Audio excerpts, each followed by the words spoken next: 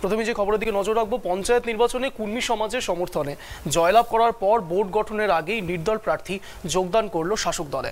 বাঘমুন্ডি ব্লকের তুন্ডরি সুইসা অঞ্চলের আটনা বুথ থেকে কুর্মী সমাজ সমর্থিত নির্দল প্রার্থী জয়প্রকাশ মাহাতো শনিবার সন্ধ্যে 7টায় নাগাদ যোগদান করেন তৃণমূলে। তুন্ডরি ও সুইসা অঞ্চল তৃণমূল নেতৃত্বে ওই যোগদান বলে জানা গিয়েছে। এদিন স্থানীয় বিধায়ক সুশান্ত মাহাতোর হাত ধরে নির্দল প্রার্থী জয়প্রকাশ মাহাতো যোগ দেন শাসক দলে। যোগ দিয়ে জয়প্রকাশবাবু জানান, কুর্মী সমাজ থেকে নির্দল প্রার্থী হয়ে পঞ্চায়েতে জয় পেলে উন্নয়নের জন্য কোনো কাজ করতে পারবেন না জেনেই মুখ্যমন্ত্রী মমতা বন্দ্যোপাধ্যায়ের উন্নয়নে সামিল হতে এবং হাত শক্ত করতে তৃণমূলে যোগদান বলে জানিয়েছেন জয়প্রকাশ মাহাতো।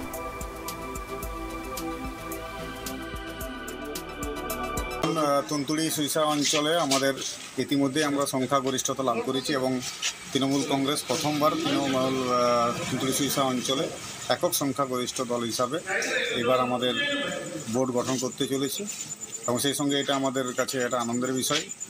আমাদের আটনা সংসদ থেকে আমাদের একজন নির্দল প্রার্থী, যিনি নির্দল প্রার্থী হিসাবে জিতেছিলেন, দলের অনুমতি সাপেক্ষে আমরা তাদেরকে আজকে তৃণমূল কংগ্রেসে গ্রহণ করলাম এবং আগামী দিনে যেভাবে ওই এলাকায় উন্নয়ন বিভিন্নভাবে আমাদের কর্মসূচি হয়ে থাকে, সেইভাবে আগামী দিনে উন্নয়নের শরিক হতে উনিও আজকে যোগদান করেছেন এবং আমরাও তৃণমূল কংগ্রেসে আমাদের আজকে বাঘমুন্ডিতে আমরা ওনাকে যোগদান করালাম।